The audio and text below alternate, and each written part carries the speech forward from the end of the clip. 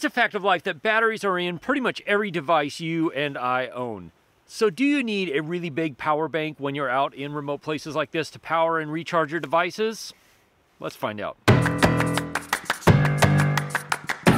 Bluetti sent me their EB55, which is a 537 watt hour, 700 watt output charger that has AC outputs, it has a DC output, it has USB outputs, and it has USB-C outputs. Today I'm doing some drone work out in the middle of nowhere, or if you live in Alaska, you probably know where this is, and I thought this would be the perfect opportunity to test out this big power pack from Bluetti. Because I'm doing drone work, about a quarter-mile walk up this path, it's not too far that I can definitely carry this with me and take it with me and set up where I'm going to be basing myself for all the drone work I'm going to be doing today.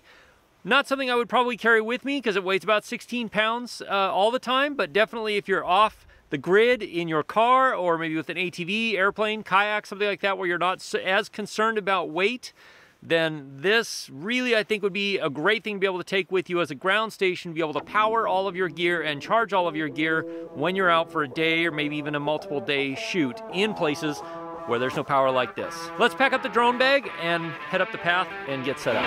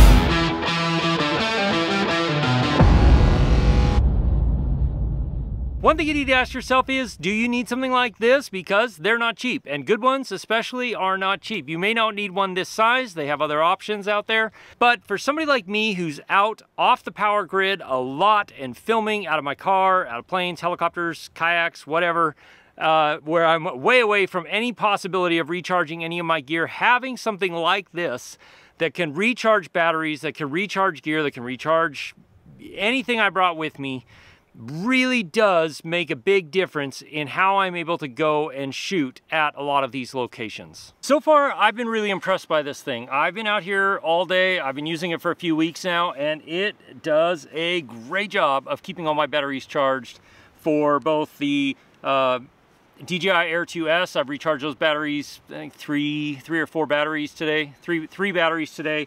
I've recharged the remote for it. I've recharged this remote. I've recharged a bunch of these batteries. I've recharged GoPro batteries, and I've done some work on my laptop, and it's still going pretty strong. Here's the things I like about it. One, it's quiet. It's got fans just in case it gets hot. Maybe it's just not getting hot here in Alaska. That wouldn't surprise me. But it is quiet. Even when I do hear the fans kick on, it's quiet. It's nice that way. And I've been able to run not only this charger, but the charger coming out of the DC output for my Air 2S, and then several USB chargers all at the same time without an issue. It gives you a nice clear display here of how much power it's outputting, so you know if you're starting to get close to that 700 watts. And if you push and hold one of these buttons that's next to each of these sections here, it will turn the device on, or turn those outlets on. So then of course you can plug in and use it just like you would a regular outlet. They do offer other sizes if you need something larger or smaller, but this one I think is really just about perfect. It's a little heavy if you're walking very far. It was about a half mile to get here, but I mean, I guess I'm just used to carrying heavy things and a lot of stuff all around, because obviously I've always carrying equipment with me. But it was easy to carry. It's got this easy, nice carrying handle that folds back into it here. And the fact that you have a USB-C output with 100 watts of power delivery, so I can power my laptop, 16-inch MacBook Pro, no problem. Even when I'm doing processor-intensive tasks, it will keep the MacBook Pro charged all the way. Then it has 4 total USB outputs with up to 3 amps per output, which is a lot. Definitely can quick charge a phone that way if you need to. It also has a wireless charging up to 15 watts output on the top, which is nice. If your phone has a wireless charging setup, you can just keep your phone topped off by leaving it on top here. And then of course it has the 4 outlets. Now 2 of them are built to have grounded plugs, so if you have a 3-prong plug you can put it in here, or just the regular 2-prong plug you can put in any of them.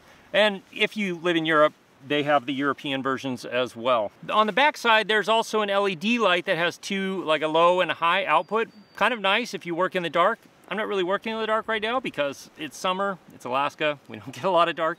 But that will be especially nice in the winter, especially if I'm fumbling around in the back of my car trying to find batteries when I'm out doing astrophotography. And something like this, keeping my batteries charged when it's cold outside, will be really, really nice. Speaking of which, this is rated to go down to -4 Fahrenheit, which is pretty low and pretty cold, frankly, for anything like that. So well below 0 Celsius, I don't know what that is, minus something, it's cold. I'll put it on the screen right there. And then with the device comes the recharging the house, you know, to plug it into an outlet in your house, and that plugs in there. It recharges fairly fast. I charged it up from about 20% all the way up in a couple of hours with that charger, which was great.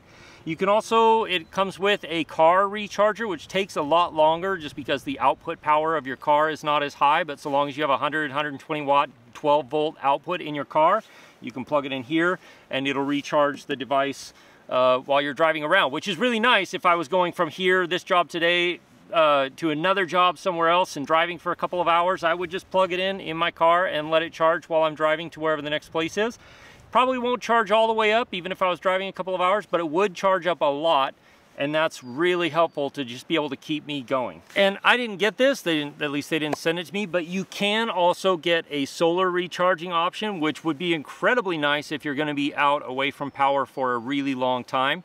You could put a up to 200 watt solar panel on this and have it recharge via solar power. On the strengths, this thing delivers a lot of power really quickly, so you can recharge LiPo batteries, drone batteries, camera batteries, pretty much anything you need to charge. It charges just like it would if you were plugged into an outlet in your house, which is really nice. I have some really high powered chargers and they've had no problems. You can always see how close you're getting to the max output here via the screen, and also how much battery you have left. The screen is actually pretty bright. Like it's in full sun right now. I can see it really clearly from here. It tells me how much input is coming in if I'm charging. It tells me how much output is going out, and then how much battery is left over here. And basically now, instead of taking a lot of different power packs with me and charging, you know, 15 to 20 batteries, now I can take 10 batteries and this, and no other USB power packs, and that's pretty much all I need to get me through a really full day of shooting and filming and flying drones. It's held up well, even throwing it in and out of the back of my car a lot over the last few weeks that I've been using this. The basically still looks brand new, which is kudos. That's really an accomplishment, going in and out of the back of my car. At 16 pounds, which is a downside, it's a little bit heavy to be hiking very far with something like this. But you know, anything less than a mile, I'm game to just handhold something and walk it up the road or the path. That's no problem. And then the only other downside that I'm aware of at this point is that it's not waterproof, it's not weather sealed. So if you're out where weather is moving through, you know, you're getting rainstorms or rain showers or anything like that, you're going to want to be careful because you want to keep this thing dry. There are, of course, links in the description if you want to purchase this. I'm really excited to keep using this thing. It has been a lifesaver over the last few weeks, especially on some extended shoots that I've been out way away from power. If you want to see other gear that I use on a daily basis a lot, doing stuff like this, click or tap right there. I put together a small playlist. I'll see you in one of those videos. As always, if you have questions, ask me in the comments below, or join my live stream on Wednesday nights at 4 p.m. Alaska time, 8 p.m. Eastern. I'll see you again soon in the next video. Cheers.